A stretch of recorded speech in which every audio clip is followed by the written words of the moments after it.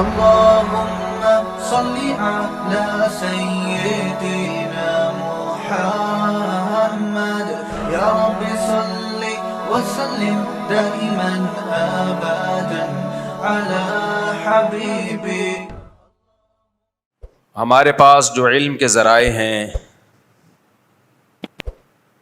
ان میں ایک ذریعہ کتاب ہے، سوشل میڈیا ہے، ٹیلی ویژن ہے، علماء کے بیانات ہیں. سوسائٹی سے بھی انسان بہت کچھ سیکھتا ہے. اللہ نے آدم علیہ السلام کو جو فضیلت دی فرشتوں پر، وہ علم کی وجہ سے دی. علم کا مطلب اردو میں ہوتا ہے جاننا، سیکھنا، معلومات میں اضافہ کرنا.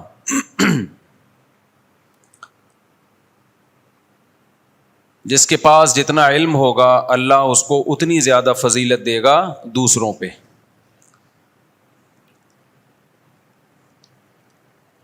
پھر علم کی بھی دو قسمیں ہیں. ایک وہ علم جس کا کوئی فائدہ نہیں ہے، محلے پڑوس کی بلا وجہ کی خبریں، کس کی بیوی کیا کر رہی ہے، کس کی بیٹی کا کس سے چکر چل رہا ہے، کون جیت رہا ہے میچ، کون ہار رہا ہے، یہ وہ نالج ہے. گٹکا کہاں سے ملے گا، یہ بھی ایک نالج ہے نا. گٹکا کہاں سے ملے گا، یہ بھی کیا ایک نالج ہے. تو یہ وہ علم ہے جس کا کوئی فائدہ نہیں ہے، ٹائم ویسٹنگ ہے، بلکہ نقصان بھی ہے. بعض علوم تو ایسے ہیں جن کو سیکھنے سے نقصان ہوگا. روحانی عامل بننے کی کوشش کرو گے، وہ علوم سیکھو گے جو کہ علوم ہے ہی نہیں، تو اپنی بھی کھوپڑی خراب ہوگی اور دوسروں کی کھوپڑیاں بھی خراب کرو گے.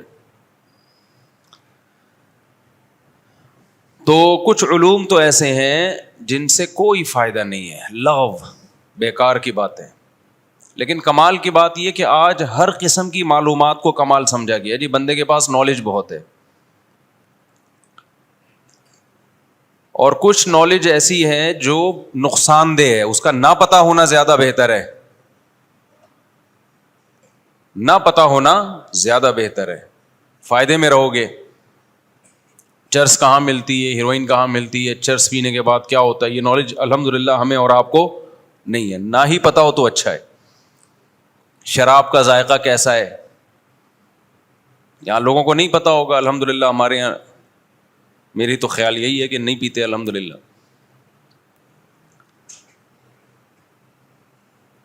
کچھ نالج ایسی ہے جو انسان کے لیے انتہائی ضروری ہے. اب ہمارے ہاں مسئلہ یہ ہے کہ ہر آدمی کو سب کچھ جاننے کا شوق ہے. اچھا کچھ نالج ایسی ہے، یہ بھی سمجھ لیں کہ اس کی انسان میں اللہ نے صلاحیت نہیں رکھی، سرے سے ہے ہی نہیں صلاحیت، وہ سیکھ ہی نہیں سکتا. جیسے روح کیا چیز ہے، روح. مشرکین نے نبی صلی اللہ علیہ وسلم سے روح کے بارے میں پوچھا، صحابہ نے بھی پوچھا، تو اللہ نے فرمایا قل الروح من امر ربی، اللہ کا حکم ہے وما اوتیتم من العلم الا قلیلا، تمہارے پاس علم بہت تھوڑا ہے، تم نہیں سمجھ سکتے روح کی حقیقت. تو وہ مینٹل لیول سے اوپر کی چیز ہے، تو اس میں دماغ لڑانا، پاگل ہو جائے گا انسان، روح کو سمجھ نہیں پائے گا. سائنسدان بھی سمجھ پائے ہیں زندگی کیا ہے، تو میں اور آپ کس کھیت کی مولی ہے. اچھا کچھ نالج ایسی ہوتی ہیں جو انسان سیکھ تو سکتا ہے، لیکن اس نالج کو حاصل کرنے کے لیے پہلے ایک خاص نوعیت کی استعداد اور صلاحیت کا پیدا ہونا ضروری ہے. جس میں وہ صلاحیت ہوگی اس کو وہ باتیں سمجھ میں آئیں گی، جس میں وہ صلاحیت نہیں ہوگی اس کو وہ باتیں سمجھ میں نہیں آئیں گی. اب مثال کے طور پر میڈیکل سائنس کا علم ہے، آپ MBBS کرتے ہیں، آپ ہاؤس جاب کرتے ہیں، خاص مقام تک آپ پڑھتے ہیں. پھر اگر آپ پیناڈول کو سمجھنے کی کوشش کرتے ہیں کہ یہ کیسے درد کو ٹھیک کرتی ہے، تو شاید آپ کی سمجھ میں آ جائے. لیکن میں اگر یہ جاننے کی کوشش کروں، ڈاکٹر کے پاس جاؤں کہ ڈاکٹر صاحب یہ پیناڈول درد کا علاج کیسے کرتی ہے، تو ڈاکٹر سمجھا کے تھک جائے گا. بالآخر 4 گولی پیناڈول اس کو خود کھانی پڑیں گی اور 8 گولی ہمیں کھانی پڑیں گی. وجہ کیا ہے کہ ایک پروسیس سے گزرنے کے بعد آپ اس قابل ہوں گے کہ آپ میڈیکل سائنس کی ٹرمز کو سمجھیں، اور ان چیزوں کو سمجھیں کہ یہ کیسے علاج کرتی ہے. تبھی صحیح حدیث میں رسول اللہ صلی اللہ علیہ وسلم کا ارشاد ہے کلم الناس علی قدر عقولہم، لوگوں سے ان کی عقل کے مطابق بات کیا کرو. ہر آدمی کی عقل ایک جیسی نہیں ہوتی ہر آدمی کی عقل ایک جیسی نہیں ہوتی. ہمارے ایک دوست کے پاس ایک غیر مسلم آیا، وہ اس غیر مسلم کو بتانے لگے اسلام میں 4 شادیاں ہیں. میں نے ان سے کہا یہاں توحید کی بات کرتے، ابھی 4 تک تو مسلمانوں کی سمجھ میں نہیں آ رہا، اس کی سمجھ میں کہاں سے آئے گا جو ایک شادی کا قائل بھی نہیں ہے. وہ اپنی گرل فرینڈ کے ساتھ گھوم رہا ہوگا کہیں، یا 55-60 سال میں اس نے کہیں شادی کی ہوگی. یہ بالکل ایسے جیسے گورے ہمیں بتا رہے ہیں کہ بچوں کی تربیت کیسے کی جاتی ہے. ان کے تو بچے ہوتے ہی نہیں بھائی. بچوں کی تربیت یہ گوروں کے مینٹل لیول سے اوپر کی چیزیں ہیں، ان کا باپ بھی نہیں کر سکتا تربیت. اور ہمارے ہاں ماہر نفسیات وہاں پڑھ کے آ رہے ہیں بچوں کی نفسیات، کہ بچوں کو کیسے ٹریٹ کیا جائے گا.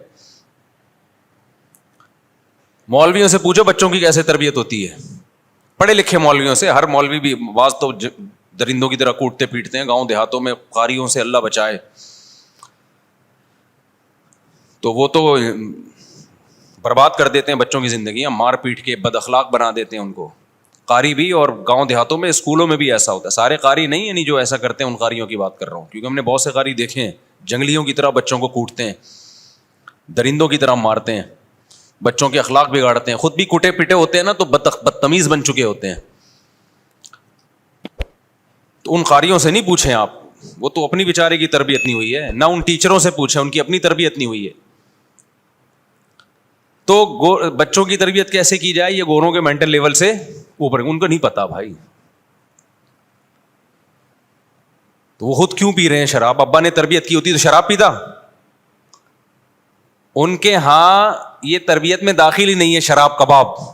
اب مثال کے طور پر آپ نے اپنے بچے کی بڑی اچھی تربیت کی، رشتے والے آئے، آپ بتا رہے ہیں میرا بیٹا بہت پیارا ہے، میں نے اس کی بہت پیاری تربیت کی ہے، ماشاء اللہ ماشاء اللہ. اچھا وہ انکل آپ کا بیٹا گیا کہاں ہے؟ بیٹا وہ پینے کے لیے گیا ہے نائٹ کلب، رات آیا تھا نا، پی کے زیادہ پی لی تھی، ابھی پڑا ہوا ہے، دوپہر 1 بجے اٹھے گا. بولے گا یار آپ نے تربیت کی ہے. تو اگر آپ گورے ہوں گے، وہ بھی گورا ہوگا، تو کہے گا nice to meet you, very good, میں بھی وہیں تھا. آپ کا بچہ 12 بجے اٹھتا ہے، میں 1 بجے اٹھتا ہوں، آج تو جلدی اٹھ گیا، بیٹی کے رشتے کے لیے سلسلے میں آنا تھا. یہ ہمیں کیا سکھائیں گے میرے بھائی؟ یہ کیا کرائیں گے ہمیں؟ تربیت. میں اصل میں ینگ جنریشن کی کھوپڑی کو دیکھ رہا ہوں، بالکل خراب ہو چکی ہے یار. جن کے ہاں تربیت کی ڈیفینیشن ہی چینج ہے، ان سے کیا سیکھ رہے ہیں؟ تربیت. یعنی ایسا ہو گیا کہ کوئی قوم ایسی ہو جو مار پیٹ کو اخلاق سمجھتی ہو، آپ اس سے اخلاق کی ورکشاپ کروا رہے ہیں، ٹھیک ہے نا. تو ایسے ہی کوئی قوم شراب، کباب، زنا، ہومو سیکشولیٹی، لڑکوں سے الگ بدفعلی، لڑکیاں لڑکیوں سے لگی ہوئی ہوں، ایک پوری زندگی میں 20 گرل فرینڈیں بنا کے 50 سال کی عمر میں شادی کر رہے ہیں، بوڑھے ماں باپ کو اولڈ ہاؤس میں جمع کرا رہے ہیں. ہم ان سے کیا سیکھ رہے ہیں؟ تربیت. کچھ اور لطیفہ سنا دیا کرو خدا کے لیے، خدا کے لیے. لطیفے بہت ہیں یوٹیوب پہ، پرینک دیکھ لیا کرو، یہ لطیفے ہمارے سامنے مت سنایا کرو. 1-2 چیزیں ہیں، نائس ٹو میٹ یو اور اخلاق، جو میں بولتا رہتا ہوں. میرا ٹاپک نہیں ہے، میں تو بیچ میں درمیان میں ایک بات آ گئی، اور تھوڑا سا 3 پیس سوٹ، بغلے وہاں بھی صاف نہیں ہوتی، بہت کم لوگوں کی ہوتی ہیں، اندر سے وہ بھی میلے ہیں، اوپر سے فٹ فاٹ، nice to meet you, how. یا ہمارے یہاں یہ نہیں ہے. ہمارے یہاں پہ تمیز سے چلو، کیا کر رہا ہے دیکھ نہیں رہا، اندھا ہے، ایسے ہوتا ہے. میں بتاتا ہوں نا، پنجاب میں میرے کسی نے بائک مار دی، مجھے ماری بھی خود ہے اور ڈانٹ بھی مجھے ہی رہا ہے. یہ گوروں کے یہاں نہیں ملے گا. وہ کہے گا سوری، اول تو بائک مارے گا نہیں، وہ ہمارے یہاں مارے گا بائک، اور پھر مجھے ہی کہہ رہا ہے اندھا ہے. پرانا واقعہ، اس وقت میں مشہور نہیں تھا، سڑک پہ جا رہا ہوں، پیچھے سے کسی نے بائک ماری مجھے، نہ لگے کنارے پر تھا،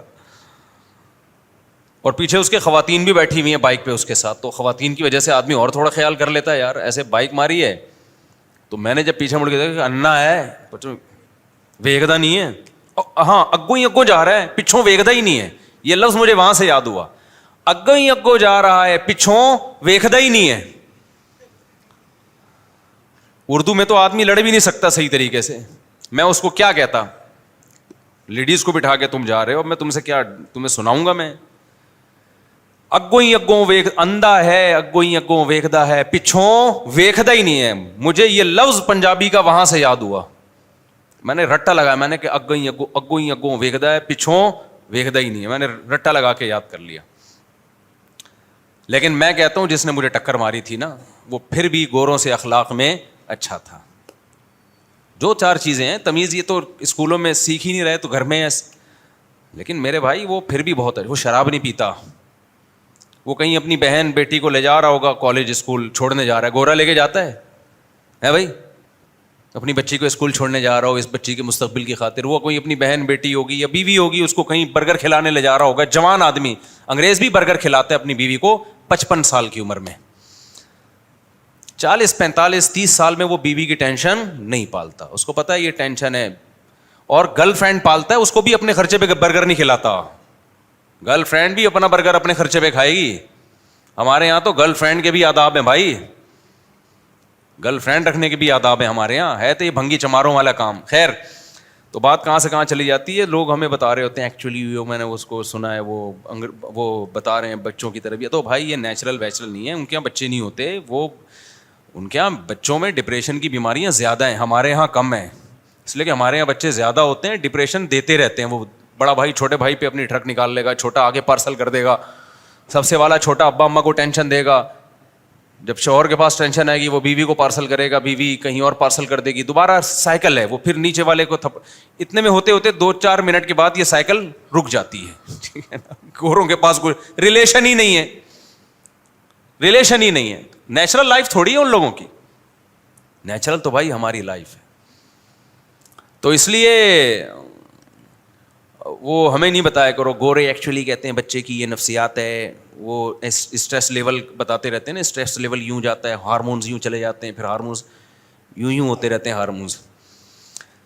تو کہاں سے کہاں بات چلے گی، ہم کیا بات لے کے چلے تھے اتنی؟ علم کی بات میں کر رہا تھا کائنڈلی، ٹھیک ہے نا. تو میں ایک کہہ رہا تھا کہ بھائی جو علم کی صلاحیت ہے نا ہر آدمی میں نہیں ہوتی، اور کچھ لوگوں میں یعنی کچھ علوم تو ایسے ہیں کہ انسان ان کی حقیقت معلوم کر ہی نہیں سکتا، اور کچھ علوم ایسے ہیں کہ ان کی حقیقت جاننے کے لیے ایک خاص پروسیس سے گزرنا ضروری ہے. جیسے میڈیکل سائنس کی میں نے ایک مثال دی. ڈاکٹر تبھی تو کہتا ہے نا جب مریض زیادہ ڈاکٹر سے سوالات پوچھے، ڈاکٹر کہتا ہے بھائی جو میں نے میڈیسن لکھ کے دی ہے نا اس کو آرام سے کھا لو. آپ یہی کہتا ہے نا ڈاکٹر، تمہاری تم یہاں کے بیٹھ جاؤ، زیادہ آپ ڈاکٹر کا خون پیئیں گے. ڈاکٹر کیا کہہ رہے ہیں بھائی تو میری جگہ آ کے بیٹھ جا. ہم سے جب کوئی فتویٰ لینے کے لیے آتا ہے نا، اس سے اچھی طرح ہم نے سوال پوچھا، جواب لکھا جائے، وہ بحث کرتا ہے، تو میں اس سے پھر کہتا ہوں بھائی آپ نے اگر اپنی مرضی کا فتویٰ لکھوانا تھا نا تو آپ خود ہی لکھ کے لے آتے، اپنی اسٹیمپ لگا کے اس پہ سائن کر دیتے. جب ہم پہ اعتماد کر کے ہمارے پاس آئے ہو تو ہم تو وہ لکھیں گے جو ہماری سمجھ میں آئے گا، جس کو ہم جائز سمجھیں گے، جس کو ہم شریعت کا حکم سمجھیں گے. تو کیونکہ یہ بھی نا بعض دفعہ کوئی سوال پوچھنے والا جذباتی پن پہ آیا ہوا ہوتا ہے، وہ بہت، جیسے طلاق کے مسائل میں اکثر ایسا ہوتا ہے، وہ جذباتیت سے زیادہ کام لے رہا ہوتا ہے کہ کسی طرح نہ ہو طلاق، اور وہ بہت جذباتی، میں یوں تھا، میں ایسے، بس آپ سمجھیں. یہ تو بعض دفعہ جذبات سے یعنی جذباتی پن دکھا کے نا دوسرے کو متاثر کرنے کی کوشش کی جاتی ہے. تو ڈاکٹر ہے یا مفتی ہے یا کوئی بھی آپ کی کاؤنسلنگ کر رہا ہے یا کوئی بھی ثالثی کا کردار ادا کر رہا ہے جھگڑے نمٹانے کے لیے، اس کی سب سے پہلی صفت یہ ہونی چاہیے کہ وہ کسی کے جذبات سے متاثر نہ ہو. اگر وہ بھی ان کے ساتھ رونا شروع کر دے اس کا مطلب یہ فیصلے کی صلاحیت اس کے اندر نہیں ہے. ہمارے یہاں جو زیادہ رو رہا ہو نا اس کو لوگ صحیح سمجھتے ہیں کہ یہ ٹھیک ہے، یہ رو بہت رہا ہے.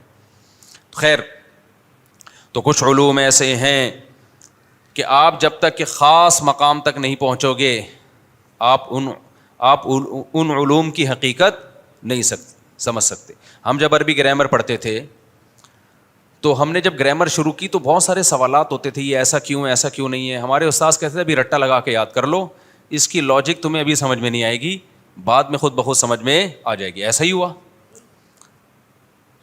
انہوں نے کہا بھائی آپ ہم پہ اعتماد کر رہے ہو نا، تو ابھی آپ جب ہم کہہ رہے ہیں ایسے رٹا لگا لو، کچھ وقت کے بعد سمجھ میں آ جائے گی. اگر اعتماد ہی نہیں ہے تو چلے جاؤ یہاں سے. تو ہم نے کہا بھائی اعتماد ہے تبھی تو آئے ہیں، تو وہ لاجک سمجھ میں آ گئی بعد میں اس کی. تو ایسے ہی یاد رکھیں تاریخ کی کچھ باتیں ہیں, شریعت کے کچھ علوم ہیں, جب تک ایک خاص پروسیس سے انسان گزر نہیں جاتا اس وقت تک وہ دلائل ہی سمجھ میں نہیں آتے. ہر چیز ایسی نہیں ہے. جو قرآن میں اللہ نے جو مضمون کھول کھول کے بیان کیے ہیں نا, وہ مضامین ہیں جو انسان کی بنیادی ضرورت اور بنیادی عقائد سے ان کا گہرا تعلق ہے, جو اسلام اور کفر کو سمجھنے کے لیے ضروری ہیں.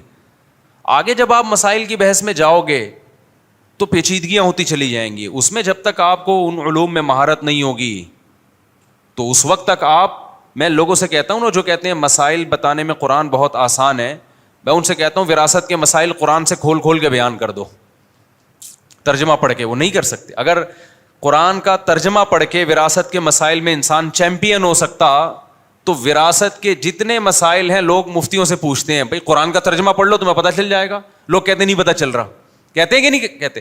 حتیٰ کہ سعودی عرب کے عرب جو قرآن جانتے ہیں وہ بھی جب کوئی مرتا ہے تو فتویٰ پوچھتے ہیں کس سے؟ وہاں کے علماء سے. وہاں کے علماء سے مسئلہ پوچھتے ہیں. اور ہر عالم بتا بھی نہیں سکتا وراثت کے مسائل جب تک اس کی باقاعدہ پریکٹس نہ کی ہو, کراس کویشچن کر کے. ہم جب وراثت پڑھاتے ہیں نا طلبہ کو تو ان طلبہ کو پڑھاتے ہیں جو پورے یعنی جو 5 سال کم از کم قرآن حدیث فقہ پڑھ چکے ہوں. ہمیں پتہ ہے اس سے پہلے ان کی سمجھ میں نہیں آئے گا. 6 سال میں ان کو وراثت پڑھائی جاتی ہے تو اس پہ باقاعدہ پریکٹس کروائی جاتی ہے, ان کو پوری یاد کروایا جاتا ہے. پھر مثالیں وائٹ بورڈ پہ میتیں لٹا کے, ایسے ہم یوں کر کے میں لٹاتا تھا میت, سب ایسے ہی پڑھتے ہم. ایسے میت لٹائی, یہ وسیم بھائی کا انتقال ہو گیا, اب یہ ان کے ورث ہیں, یہ اماں ہیں, یہ چچی ہے, ماموں ہے, خالہ ہے, پھپھی ہے, ایسے مردے لٹائے ہوئے ہوتے ہیں اور پھر زندے کھڑے ہوئے رولائے ہوئے ہوتے ہیں. اب بتا بھائی اس کو کتنا ملے گا, اس کو کتنا ملے گا. تو یہ پریکٹس ہوتی ہے 6-7 مہینے مسلسل. میں اس لیے کہہ رہا ہوں آج پتھر اٹھاؤ مفتی نکلے گا, اسکالر نکلے گا. آج پتھر اٹھاؤ نا, کیا نکلے گا؟ اسکالر. اور جب ان سے کہا جاتا ہے علماء سے مسئلہ پوچھو, کہتے ہیں یہ دین کے ٹھیکیدار بنے ہوئے کیا علماء؟ کوئی بھی قرآن حدیث جانتا ہے ہم اس سے پوچھیں گے, جو جانتا ہے یقیناً پوچھیں. لیکن آپ کو کیسے پتہ چل گیا کہ یہ جانتا ہے کہ نہیں جانتا؟ یہ کیسے پتہ چل گیا آپ کو؟ ہو سکتا ہے وہ نہیں جانتا ہو, وہ بیوقوف بنا رہا ہو آپ کو. پھر وراثت میں ایک اہم چیز ہے, بعض دفعہ وارثین زیادہ ہوتے ہیں, وراثت کم پڑ جاتی ہے. اس کو اول کہتے ہیں. ہر وارث کا حصہ تھوڑا تھوڑا کم کرنا پڑتا ہے تناسب سے. بعض دفعہ وارثین کم ہوتے ہیں, مال زیادہ ہوتا ہے, تو اس کو رد کہتے ہیں. جو بچ گیا اس کو کیسے لوٹایا جائے گا, کس پہ لوٹایا جائے گا, کس پہ نہیں لوٹایا جائے گا. یہ تو میں نے ایک ایگزامپل دی ہے آپ کو, ایک ایگزامپل دی ہے.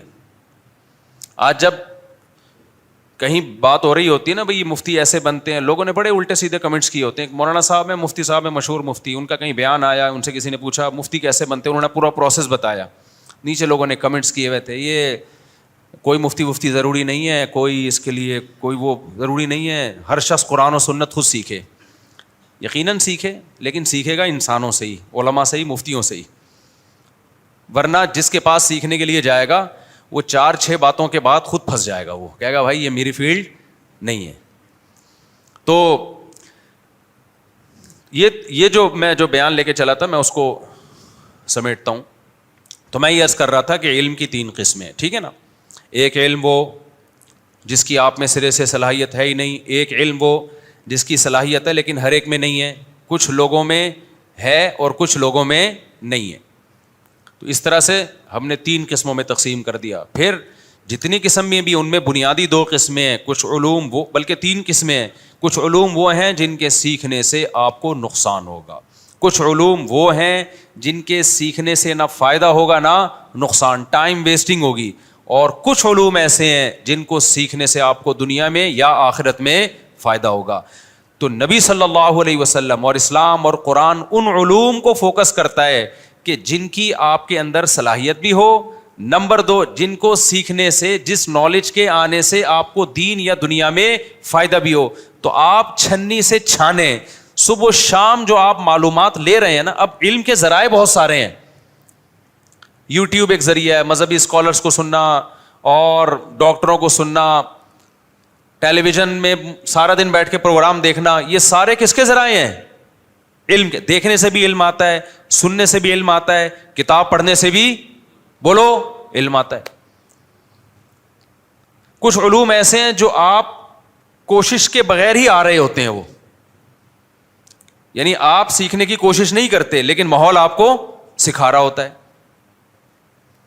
مثال کے طور پر سردیوں میں آپ نے ہمارا بیان سنا کہ ٹھنڈے پانی سے نہانا چاہیے. آپ نہا کے باہر آئے تو پہلا جو آپ نے جو شاور کھولا نا تو وہیں کھڑے کے کھڑے رہ گئے, ہل ہی نہیں پا رہے آپ. تو ایک نالج میں اضافہ ہو گیا آپ کی نالج کیا ہو گئی, آٹومیٹیکلی بڑھ گئی کہ بھائی یہ حکم ہر ایک کے لیے نہیں ہے. پہلے عادی بنانا پڑتا ہے اپنے آپ. آج تک ٹھنڈے سے نہا ہی نہیں, ایک دم ٹھنڈے ٹھاٹ ہو گئے, باڈی برداشت ہی نہیں کر پا رہی.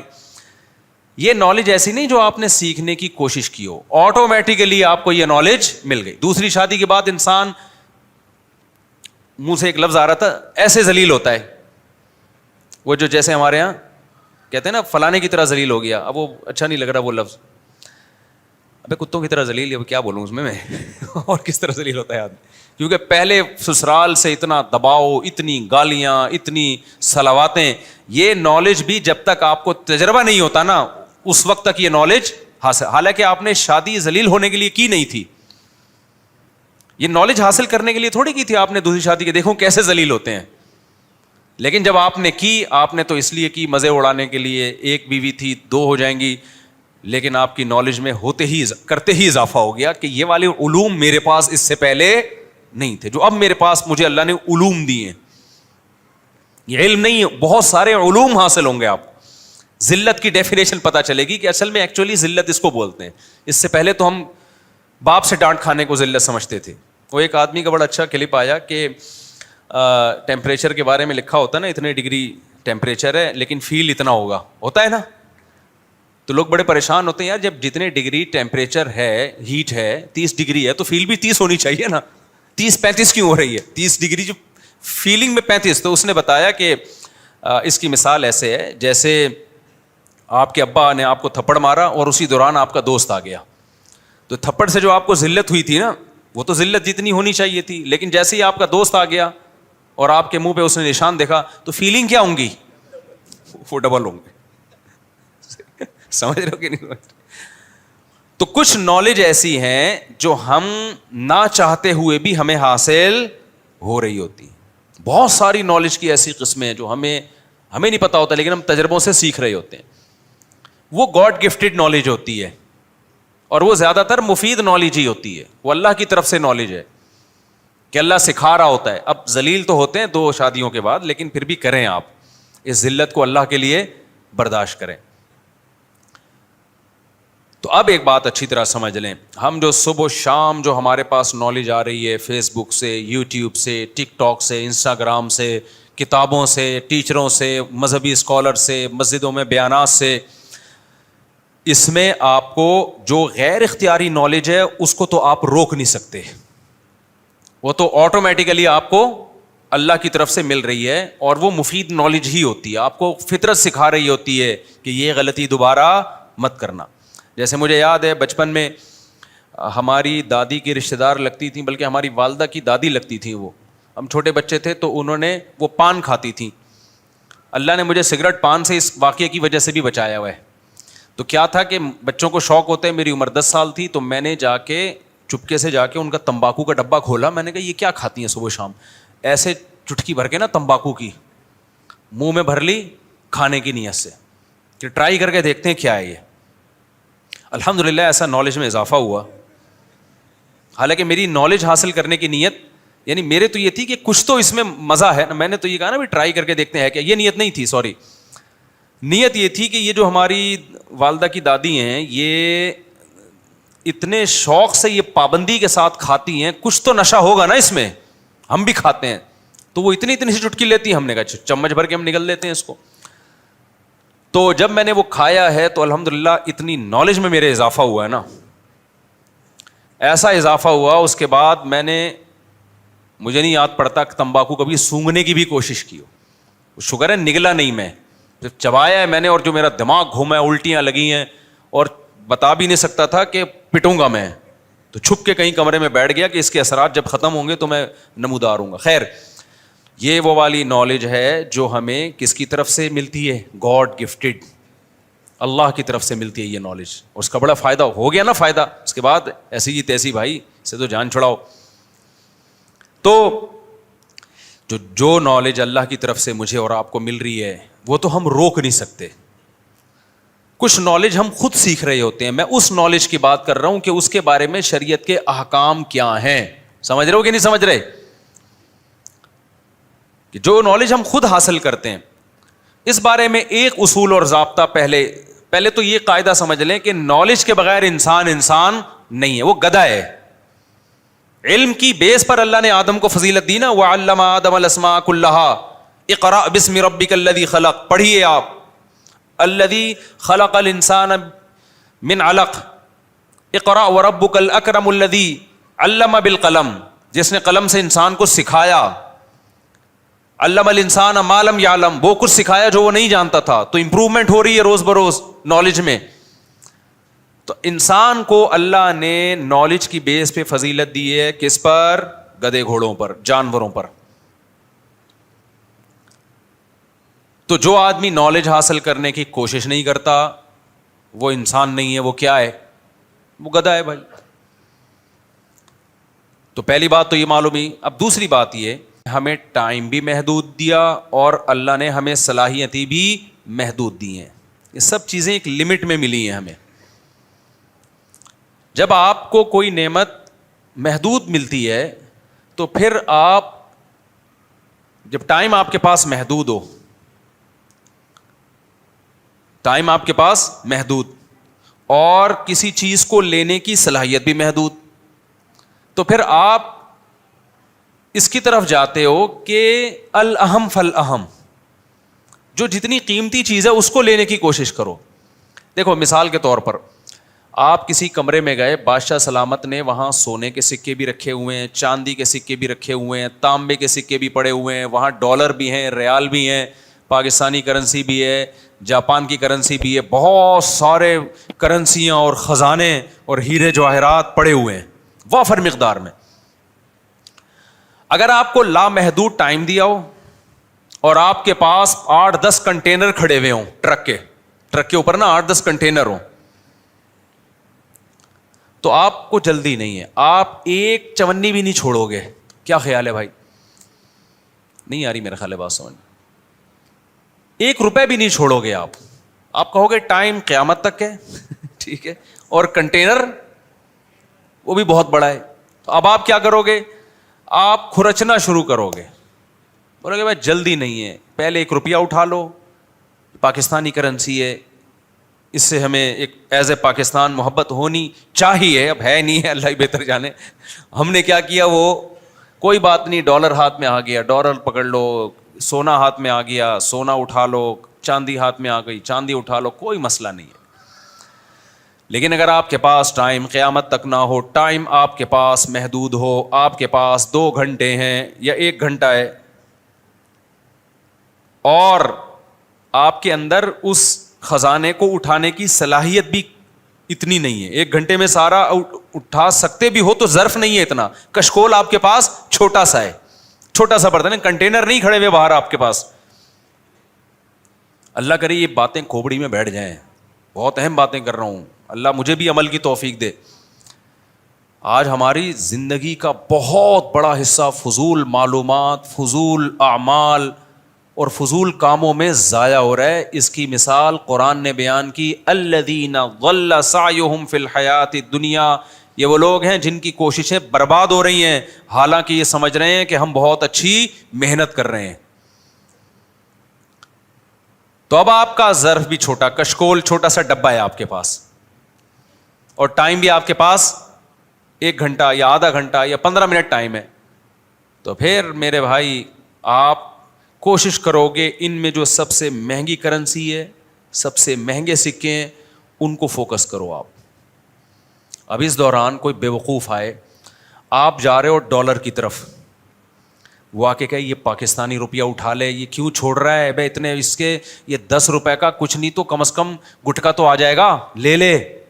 آپ ہٹاؤ گے، ہٹا بے، ابے ہٹا کیوں رہا ہے، یہ دلائل دے رہا ہے یہ دیکھ 20 روپے کی میں نے فلاں چیز خریدی, یہ دیکھ 50 روپے کی میں نے فلاں چیز خریدی, یہ دیکھ. تو آپ اس کی باتوں سے متاثر ہوگے, اس کا یہ فائدہ, اس کا یہ فائدہ. آپ بولو گے بھائی تو میرا ٹائم کیوں ضائع کر رہا ہے؟ اگر 10 روپے سے یہ آ سکتا ہے تو $10 سے اس سے 10 گنا زیادہ چیزیں آ سکتی ہیں. اور اس سے بھی آگے جو سونا پڑا ہوا ہے نا اتنا سا, وہ تو 2 تولے سونا کی ایک چھوٹی چھوٹی ٹکیاں پڑی ہوئی ہیں, 10 تولے سونے کی ٹکیاں پڑی ہوئی ہے, اس سے تو پتہ نہیں کیا کچھ آ جائے گا. بالکل یہی شیطان ہمارے ساتھ دنیا میں کرا رہا ہے. ہمیں چھوٹی چھوٹے معلومات, فضول قسم کی کتابیں, فضول قسم کے اسکالرس کو سننا, ان چیزوں کو سن کے ہم سمجھتے ہیں نالج امپروو ہو رہی ہے ہماری. مجھے بنو میاں کا پتہ چل گیا بھائی, بنو میاں کا سب پتہ چل گیا, کچے چھٹے کھل گئے بنو میاں کے. مجھے پتہ چل گیا کہ فلاں سیاسی صحیح ہے, فلاں غلط ہے. مجھے پتہ چل گیا کہ جی وہ فلاں کی بچی گھر سے بھاگی تھی, کس کے ساتھ بھاگی ہے. میری نالج میں اضافہ ہو گیا. مجھے پتہ چل گیا کہ وہ جو مشہور کیس چل رہا ہے نا ابھی کورٹ میں, اس میں جج کی غلطی ہے یا جج نے پیسے کھائے ہیں کہ نہیں کھائے ہیں, مجھے یہ پتہ چل گیا. آپ نے سیاست میں جانا ہے نا, یا کوئی آپ سے کوئی بہت بڑا تجزیہ کرنا ہے آپ نے, تو پھر تو ٹھیک ہے. ایک عام آدمی کو کیا ضرورت ہے؟ میں نہیں کہہ رہا یہ نالج حاصل نہ کریں, تھوڑی بہت یہ نالج کا ہونا ضروری ہے. کھپائیں نہیں اپنے آپ کو ان چیزوں میں. آپ کو اگر کرکٹ دیکھنے کا بہت زیادہ شوق ہے, بھائی سارا دن ٹی وی کے سامنے کیوں بیٹھے ہو؟ 1 گھنٹے بعد فون کر کے پوچھ لیا کرو کیا چل رہا ہے بھائی, آخری اوور دیکھ لو یار, آخری اوور دیکھ لو. آپ سمجھ رہے ہو کہ مفتی صاحب ہمارے انٹرٹینمنٹ میں رکاوٹ بن رہے ہیں؟ نا نا نا نا. میں آپ کو یہ بتانا چاہ رہا ہوں کہ آپ جس انٹرٹینمنٹ کے لیے کئی گھنٹے کھپا رہے ہو نا, وہ آپ کی لائف سے انٹرٹینمنٹ کو ختم کر رہا ہے. آپ اس سے زیادہ ایسے کام کر سکتے تھے کہ پوری زندگی آپ انٹرٹین کر سکتے تھے. آپ لائف کو ایسا کارآمد بناتے, پوری زندگی مزے اڑاتے. آپ نے جو اپنی جوانی کا بہترین حصہ تھا وہ گھنٹوں گھنٹوں ٹی وی کے سامنے بیٹھ کے برباد کر دیا. یہ ایسے ہی ہے جیسے 1 روپیہ اٹھانے کے بجائے وہ $1 چھوڑ کے کیا اٹھا رہا ہے؟ روپیہ اٹھا رہا ہے, اور اس پہ خوش ہے کہ مجھے گٹکا مل رہا ہے اس سے, اور دیکھو کتنے مزے اڑا رہا ہوں. اگلا کہے گا بھائی تو کیا کر رہا ہے, اس سے زیادہ تو کما سکتا تھا, اس سے زیادہ کما سکتا تھا. سارا دن آپ ٹیلی ویژن کے سامنے, سارا دن ٹک ٹاک, سارا دن انسٹاگرام, سارا دن فیس بک, سارا دن واٹس ایپ. یہ چیزیں آپ کو انٹرٹین کر رہی ہیں وقتی طور پر, حقیقت میں آپ کی زندگی سے تفریح اور خوشیوں کو چھین رہی ہیں, یہ ڈپریشن میں لے کے جا رہی ہیں آپ کو. یہ نیچرل نہیں ہے, سمجھتے ہو؟ یہ ڈپریشن میں لے جا رہی ہیں آپ کو, کیونکہ یہ زیادہ عرصہ چلنے والا حساب کتاب. ابھی آپ کی آنکھیں کام کر رہی ہیں, کانوں میں سننے کی طاقت ہے. آپ کو پتہ نہیں بہت جلد میں بڈھا ہونے والا ہوں, بہت جلد میری جوانی ڈھلکنے والی ہے. دیکھو اس کو میں مثال سے سمجھاتا ہوں. میں کچھ مزے ایسے ہوتے ہیں جو بہت زیادہ ہوتے ہیں لیکن تھوڑی دیر کے ہوتے ہیں, اور وہ بڑے بڑے مزوں کو کرکرا کر دیتے ہیں. اور کچھ مزے ایسے ہوتے ہیں جو بہت زیادہ نہیں ہوتے لیکن وہ لمبے چلتے ہیں. اب ایک آدمی ہے, اسے کہا جائے کہ تو ایسا کر, تجھے ہم شراب کباب کا انتظام کرتے ہیں تیرے لیے, غریب آدمی کو نا, حسیناؤں کے میلے میں تجھے چھوڑ دیتے ہیں شراب کی بوتلیں پکڑا کر, اور بہت رنگین رات گزرے گی تیری. اگلی صبح تجھے پھانسی کے پھندے پہ لٹکا دیا جائے گا. وہ کہے گا بھائی مجھے ایسی رنگینیاں بولو نہیں چاہیے. اب کوئی بیوقوف آ کے اس کو سمجھا رہا ہے, ابے تو نے کبھی دیکھا ہے شراب کباب اور یہ نائٹ کلب کی رنگینیاں کیا ہوتی ہیں؟ ابے تجھے پتہ نہیں ہے. اس کو ویڈیو دکھا رہا ہے, دیکھ یہ عیاشی. تو جتنی بھی عیاشی لگے گی نا وہ اس کے انجام کو دیکھے گا, یار انجام اس کا کیا ہے, کیا فائدہ یار, اس سے تو اچھا ہے میں اپنا سگریٹ وگریٹ پی لیتا ہوں, سٹا لگا لیتا ہوں, وہ میں افورڈ کر پا رہا ہوں, یہ افورڈ نہیں کر پاؤں گا. دنیا میں جتنے بھی گناہ ہیں نا خوب سمجھ لیں, جتنے بھی گناہ ہیں یہ آپ سے بڑی لذتیں چھینتے ہیں, چھوٹی لذتیں وقتی طور پر دے دیتے ہیں آپ. جیسے زانی ہے, زانی زنا کرنے والا, بدکاری کرنے والا, آپ کیا سمجھتے ہیں عیاش ہوتا ہے؟ بالکل عیاش نہیں. اس کو ہم مجازاً عیاش کہتے ہیں, دیکھنے میں عیاش لگتا ہے, خدا کی قسم اس کی زندگی میں عیاشی کے علاوہ سب کچھ ہوتا ہے. زنا کرنے والا عیاش ہو ہی نہیں سکتا, گرل فرینڈ رکھنے والا عیاش ہو ہی نہیں. عیاش وہ ہوتا ہے جو شادی کر کے رہتے ہیں, خوش رہتے ہیں, ٹینشن ہی نہیں ہوتی ان کو. بیوی سے وہ محبت ہوتی ہے جو ایک عاشق کو معشوقہ سے ہوتی ہے. سمجھ میں آ رہی ہے بات؟ کیونکہ ان کی زندگی میں کوئی حرام عورت آئی, انہوں نے یہ مزے چسکے دیکھے نہیں ہیں, تو ان کی ساری صلاحیتیں اللہ کہاں لے کے چلا جاتا ہے؟ ان کی بیوی کی طرف. جس عورت نے زندگی میں مرد نہ دیکھے ہوں اس کی پوری محبت ٹوٹ کے وہ کس سے محبت کرتی ہے؟ شوہر سے. تو یہ ٹوٹ کے میاں بیوی کے درمیان محبت لبرل لوگوں میں شارٹ نہیں آئی. بات سمجھ میں؟ اتنی عورتیں بدل چکے ہوتے ہیں, اب یہ یوز ٹو ہو جاتے ہیں, عادی. دیکھو پہلی دفعہ میں گناہ میں جو لذت ہوتی ہے دوسری دفعہ میں نہیں ہوتی, تیسری میں اور کم, چوتھی میں یوز ٹو ہو گیا آدمی. پھر اس کو زنا میں جو چسکے لے رہا ہے نا, تو لوگ سمجھ رہے ہیں کہ روزانہ عورتیں بدل بدل کے منہ کالا کر کے کتنے مزے. ایسا نہیں ہے بھائی, اب اس کو وہ اب یوز ٹو ہو گیا ہے, اب عادی ہو گیا ہے. اب تو اس کو یہ عورت نہیں ملے گی تو ڈپریشن میں جائے گا, اب ڈپریشن میں جائے گا. اور جو بچتا رہتا ہے وہ ڈپریشن میں, کیونکہ اس کو عادت ہی نہیں ہے اس چیز کی, لت ہی نہیں ہے. اور آسان مثال دے دیتا ہوں. دیکھو چرس پینے والے کو چرس پی کے خوشی ملتی ہے یا غم ملتا ہے؟ بتاؤ نا. خوشی ملتی ہے نا, کتنا تبھی تو پیتا ہے. اگر غم مل رہا ہوتا تو سوال پیدا ہوتا ہے, جب اس کو خوشی ملتی ہے تو پھر ہم کیوں نہیں پی رہے؟ ہمیں پتا ہے بھائی یہ خوشی جو اس کو مل رہی ہے نا یہ تھوڑے دن کی خوشی ہے, اس کے بعد اس کو تعداد بڑھانی پڑے گی, پھر اور بڑھانی پڑے گی, پھر اور وہ تھوڑی دیر کی خوشی اس کو ملتی ہے جب وہ مل جاتی ہے چرس. جب تک نہیں مل رہی ہوتی تو جس ڈپریشن میں وہ جا رہا ہوتا ہے, میں اور آپ اس ڈپریشن سے محفوظ ہیں, ہم بغیر پیے خوش ہیں. نہیں آئی میرا خیال ہے بات سمجھ میں؟ تو حقیقت میں دیکھا جائے تو نشئی ڈپریشن کے مریض ہوتے ہیں. جو نشے سے بچتے ہیں وہ والے چسکے نہیں لے رہے ہوتے, لیکن لائف میں خوشیاں ان لوگوں کی ہوتی ہیں جو نشے سے بچتے ہیں. سمجھ میں آئی کہ نہیں آئی؟ تبھی آپ کو جو نہیں پیتے وہ خوش و خرم نظر آتے ہیں. اللہ کا شکر ہے میرے تو اعمال ایسے نہیں ہیں, ٹوٹے پھوٹا دین کی طرف نسبت ہے, تو میں آپ کو غمزدہ نظر آ رہا ہوں, خوش نظر آ رہا ہوں. آپ کیا سمجھ میں پی کے آیا ہوں یہاں پہ ہے بھائی؟ چرسی کی یہ کیفیت جو اس وقت میری کیفیت ہے پیے بغیر ہو ہی نہیں سکتی, بلکہ پھر بھی اتنی اچھی کیفیت نہیں ہوگی. اللہ نظر بد سے بچائے اور شکر کی توفیق دے ہمیں. یہ ہو ہی نہیں سکتی, ہو ہی نہیں سکتی, سوال ہی پیدا نہیں ہوتا. شرابی کی, چرسی کی, ہیروئنچی کی, تو تھوڑے مزے کے لیے نا, تھوڑی دیر کے مزے کے لیے اپنی خوشیاں برباد کر دیتے ہیں. ہر گناہ میں یہی ہے, زنا میں یہی ہے, تھوڑے مزے کے لیے زندگی کا بیڑا غرق کر دیتا ہے زانی, زنا کرنے والا.